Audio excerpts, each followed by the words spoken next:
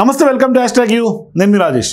ప్రస్తుతం దేశమంతా బీహార్ వైపే చూస్తోంది. మరోవైపు అక్కడ ఏ కూటమి నెగ్గుతుంది, ఎవరి కూటమికి అధికారం కైవసం అవుతుంది అనే ఒక ఉత్కంఠ అయితే కొనసాగుతోంది. అయితే ఇటువంటి సందర్భాల్లో ఒకవైపు ఆసక్తి, ఉత్కంఠ, సర్వే ఫలితాలు వస్తున్నటువంటి క్రమంలో ఇప్పుడు బీహార్ అసెంబ్లీ ఎన్నికల సమరంలో కీలకమైనటువంటి ఘట్టం చేరుకుందని చెప్పుకోవాలి. ఎందుకంటే మరో వారాలలో, అంటే మరో 2 వారాల్లో ఏకంగా ఫస్ట్ ఫేజ్ ఎన్నిక జరగబోతా ఉంది. ఆ తర్వాత 10 రోజుల తేడాతో బీహార్లో రెండో ఫేజ్ కూడా జరగబోతా ఉంది. సో ఇప్పుడు ఒక రకంగా చెప్పాలంటే బీహార్ 2 విడతలుగా అక్కడ జరుగుతున్నటువంటి అసెంబ్లీ ఎన్నికల్లో నామినేషన్ల ఘట్టం ముగిసి ప్రచార ఘట్టానికి తెరదీసింది. పెద్ద ఎత్తున వార్ ఆఫ్ వర్డ్స్ వినిపిస్తున్నటువంటి పరిస్థితి. సో ఇప్పుడు ప్రధాన పార్టీలన్నీ కూడా బీహార్ ఎన్నికల ప్రచారంలో తలమునుకలు అవుతున్నటువంటి నేపథ్యం ఉంది. అయితే ఈ నెల 25 నుంచి ప్రధాని నరేంద్ర మోదీ కూడా ఎన్డీఏ తరఫున భారీ ప్రచారానికి శ్రీకారం చుట్టబోతున్నారు. ఇదిలా ఉంటే కాంగ్రెస్ ఒక వ్యూహాత్మకమైనటువంటి నిర్ణయానికి వచ్చింది. మరోవైపు బీహార్లో కాంగ్రెస్, ఆర్జేడీ ఇతర పక్షాలు కలిసి ఏర్పడినటువంటి మహాగఠబంధన్ తరఫున ముఖ్యమంత్రి అభ్యర్థిగా తేజస్వి యాదవ్ పేరును కాంగ్రెస్ పార్టీ అగ్రనాయకుడు అశోక్ గెహ్లాట్ ప్రకటించడం ఇప్పుడు అతిపెద్ద చర్చకు దారితీస్తోంది. అంటే ఖచ్చితంగా తమ కూటమి గెలిస్తే సీఎంగా తేజస్వి యాదవ్ అవుతారు అంటూ కూడా ఇప్పుడు ఆ కూటమి స్పష్టం చేస్తున్నటువంటి నేపథ్యంలో, అంటే ఇప్పటిదాకా ఆ విషయంలో కాంగ్రెస్ వైపు నుంచి కొంత పెద్దగా స్పందన లేదనే ప్రచారం కూడా సాగింది. అయితే ఇప్పుడు దానికి పులి స్టాప్ పెడతా కూటమి ఒక డెసిషన్కి వచ్చింది, ఒకే తాటిపై ఉన్నారు. సో ఇప్పుడు కాంగ్రెస్ ఈ సందర్భంగా కీలక వ్యాఖ్యలు కూడా చేస్తోంది. తమ కూటమి నుంచి ముఖ్యమంత్రి అభ్యర్థిని ప్రకటించామని, ఎన్డీఏ కూటమి నుంచి కూడా సీఎం అభ్యర్థి ఎవరో చెప్పాలనే సవాల్ ఇప్పుడు విసురుతోంది. సో ఇప్పుడు ఎన్డీఏ ముందు మహాగఠబంధన్ విసిరినటువంటి అతిపెద్ద సవాల్ సీఎం అభ్యర్థి ఎవరు అని. సో ఇప్పుడు సీఎం అభ్యర్థి లేకుండానే ఎన్నికలకు వెళ్తారా అంటూ కూడా పెద్ద ఎత్తున ఇప్పుడు ప్రచారంలో దూసుకెళ్తోంది మహాగఠబంధన్. దీంతో ఇప్పుడు ఎన్డీఏ మీద తీవ్రమైనటువంటి ఒత్తిడి ఏర్పడుతోంది అన్నది రాజకీయ నిపుణుల యొక్క అంచనా. అంటే ఎన్డీఏలో బీజేపీ, జేడీయూ ఇతర పక్షాలు ఉన్నాయి. అయితే జేడీయూకి చెందినటువంటి నితీష్ కుమార్ ప్రస్తుతం సీఎంగా ఉన్నారు. ఆయన పేరునే మరోసారి ప్రకటించాలని కూడా జేడీయూ కోరుతోంది. అయితే ఇక్కడ బీజేపీ జాతీయ నాయకులు అమిత్ షా మాత్రం ఎన్నికల తర్వాత ఎన్డీఏ శాసనసభ పక్షం కొత్త సీఎంని ఎన్నుకుంటుంది అని కూడా తాజాగా ఒక టీవీ ఛానల్కి ఇచ్చినటువంటి ఇంటర్వ్యూలో ఆయన చేసినటువంటి వ్యాఖ్యలు తీవ్రమైనటువంటి దుమారాన్ని రేపాయి. దాంతో ఇప్పుడు ఎన్డీఏలో ఆ అంశం ఒక ఇంత చర్చనీయాంశంగా తీవ్రంగా రూపుదిద్దుకుంది. అయితే అదే సమయంలో మహాగఠబంధన్ బంధం కూడా, అంటే తమ సీఎం అభ్యర్థిని ఎంపిక చేసి మరి ఎన్డీఏకి ఒక కొత్త సవాల్ని విసిరింది. సో ప్రస్తుతం ఎన్డీఏ సీఎం అభ్యర్థిని ప్రకటించకపోయినా ముఖ్యమంత్రిగా నితీష్ కుమార్ అయితే ఉన్నారు. ఆయనకు పోటీగా యువకుడైనటువంటి తేజస్వి యాదవ్ కొంత ఆయన ఆపోజిట్గా నిలబడుతున్నారు. దీంతో ఇప్పుడు 7.5 వయసు కలిగినటువంటి నితీష్ కుమార్కు తేజస్వికి పోలిక పెట్టి మరి జనాలు చూస్తున్నటువంటి సందర్భాలు బీహార్లో ఉన్నాయి. అంటే యూత్ వర్సెస్ ఓల్డ్ లాగా కనిపిస్తోంది. అది సహజంగానే మహాగఠబంధన్కి కలిసి వస్తుంది అన్నది చాలామంది రాజకీయ నిపుణులందరూ కూడా అంచనా వేస్తూ ఉన్నారు. అంటే ప్రధానంగా యువతంతా కూడా తేజస్వి వైపు ఉండే ఛాన్స్ ఖచ్చితంగా ఉంటుంది. యువకుడు కాబట్టి ప్రతి ఎన్నికకు 5% కొత్త ఓటర్లు జమ అవుతుంటారు. వారి ఓట్లు కూడా ఖచ్చితంగా మహాగఠబంధన్ వైపే వెళ్తాయనే అంచనా కూడా ప్రస్తుతం మహాగఠబంధన్ నాయకులు వేసుకుంటున్నారు.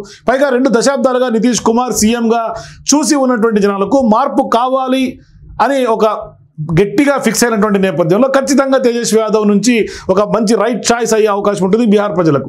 అలా కాకుండా ఉండాలి అంటే ఖచ్చితంగా ఎన్డీఏ కూటమి తమ సీఎం అభ్యర్థిగా నితీష్ కాకుండా కొత్త ఫేస్ని బరిలో దింపాల్సినటువంటి అవసరం ఉంది. అది అంత సులువైన వ్యవహారం అయితే కాదు రాజకీయంగా. ఎందుకంటే జేడీయూకి కనుక ఖచ్చితంగా అటువంటి డెసిషన్ ఏమన్నా వెలువడితే ఆగ్రహం వచ్చే అవకాశాలు ఉంటాయి. ఒకవేళ జేడీయూకి ఆగ్రహం వస్తే ఖచ్చితంగా కూటమి ఇబ్బంది పడే అవకాశాలు స్పష్టంగా ఉన్నాయి.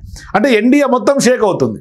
దాంతో ఇప్పుడు బీజేపీ పరిస్థితి చాలా విచిత్రంగా మారుతున్నటువంటి నేపథ్యం ఉంది. వచ్చే నెలలో 2 దశల్లో జరగబోతున్నటువంటి బీహార్ అసెంబ్లీ ఎన్నికల తర్వాత ముఖ్యమంత్రి పదవి చేపట్టబోయే అభ్యర్థి ఎవరన్న దానిపైన ఇప్పుడు పెద్ద ఎత్తున రాజకీయంగా చర్చోపచర్చలు, ఊహాగాంధాలు మొదలైనాయి. ముఖ్యంగా మహాకూటమి నుంచి ఎప్పుడైతే ముఖ్యమంత్రి అభ్యర్థిగా తేజస్వి యాదవ్ని కాంగ్రెస్ పార్టీ అంగీకరించడం లేదన్న ప్రచారం మధ్య తాజాగా ఆయనకు మద్దతు ప్రకటించినటువంటి వ్యవహారం తేజస్వి యాదవ్ని ప్రకటించింది. అదే సమయంలో ఇప్పుడు ఎన్డీఏ సీఎం అభ్యర్థి ఎవరో చెప్పాలంటూ కూడా తేజస్వి సవాల్ విసురుతున్నారు. అదే సవాల్ పైన జాతీయ స్థాయిలో చర్చ జరుగుతోంది. సో ఇప్పుడు ఎన్డీఏకి ఒక బిగ్ సవాల్ తేజస్వి నుంచి కనిపిస్తుంది. అంటే తేజస్వి యాదవ్ ఎఫెక్ట్ ఖచ్చితంగా ఎన్డీఏ కూటమి పైన కనిపిస్తుంది. ఇప్పుడు ప్రధాని మోదీ కూడా ఇవాళ తాజాగా ఇదే అంశంపైన స్పందించారు. బీహార్లోని నమిస్తీపూర్లో ఎన్డీఏ ఎన్నికల ప్రచారాన్ని ప్రారంభించినటువంటి నరేంద్ర మోదీ ముఖ్యమంత్రి అభ్యర్థిపైనే ఆయన కూడా కీలకమైనటువంటి వ్యాఖ్యలు చేశారు.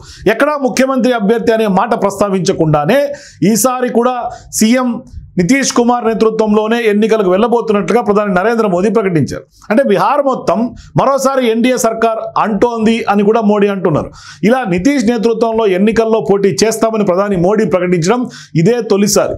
అయితే బీజేపీ జేడీయూ అధికారం నిలుపుకుంటే ఆయన తిరిగి ముఖ్యమంత్రి అవుతారని మాత్రం ప్రధాని చెప్పకపోవడం విశేషం.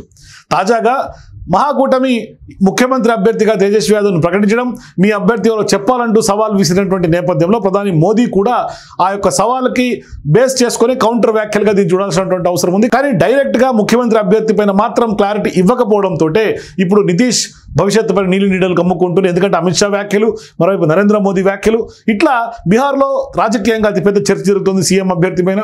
మరోవైపు బీహార్లో సుదీర్ఘకాలం ముఖ్యమంత్రిగా కొనసాగుతున్నటువంటి నితీష్ కుమార్కు కొంత ఆదరణ కూడా అంతకంతకు తగ్గుతూ వస్తుంది. అది బీజేపీ కరెక్ట్గా పట్టుకుంది. ఆయన పార్టీ జేడీయూకి కూడా తగ్గుతున్నటువంటి సీట్లే దీనికి నిదర్శనం. దీంతో బీజేపీతో పొత్తు కొనసాగిస్తూ ఆదరణ కోల్పోతున్నటువంటి నితీష్ను ఈసారి ఎన్డీఏ సీఎం అభ్యర్థిగా ప్రకటించకపోవచ్చనే ప్రచారమే ఎక్కువ శాతం జరుగుతుంది జాతీయ స్థాయిలో. అయితే ఎన్నికల్లో మాత్రం నితీష్ కార్డును వాడుకొని గట్టెక్కాలని చూస్తున్నటువంటి బీజేపీ ఇవాళ తాజాగా ఆయన నేతృత్వంలోనే ఎన్నికలకు వెళ్తున్నట్లుగా చెప్పి విపక్షాల ప్రచారానికి చెక్ పెట్టేందుకు కొంత బీజేపీ నరేంద్ర మోదీ ప్రయత్నించినట్టు తెలుస్తుంది. కానీ అమిత్ షా వ్యాఖ్యలు చూసిన తర్వాత, లేకుంటే నరేంద్ర మోదీ వ్యాఖ్యలు చూసిన తర్వాత బీహార్ ఎన్నికల్లో గెలుపు తర్వాత రాజకీయ సమీకరణలు మారే అవకాశాలు ఉంటాయి. ఎన్నికల వరకు ఎటువంటి డిస్టర్బెన్సెస్ లేకుండా కొంత నితీష్ కుమార్ ఫేస్ తోటి ఎన్నికలకు వెళ్లే అవకాశాలు స్పష్టంగా కనిపిస్తున్నాయి. దాని తర్వాత కీలకమైనటువంటి ఎపిసోడ్ జరిగే అవకాశం ఉంటుంది రాజకీయంగా. అంటే గెలిచే సీట్లను బట్టి కొంత సీఎం అభ్యర్థిగా ఎవరు ఉండాలి అన్న అంశంపై అయితే కొంత డిసైడ్ చేసే అవకాశాలు ఉంటాయి అన్నట్టుగానే కొంత లీక్ ముందుగానే అమిత్ షా ఇచ్చినట్టుగా తెలుస్తుంది. అమిత్ షా కానీ నరేంద్ర మోదీ కానీ చాలా వ్యూహాల పనడంలో చాలా దిట్ట.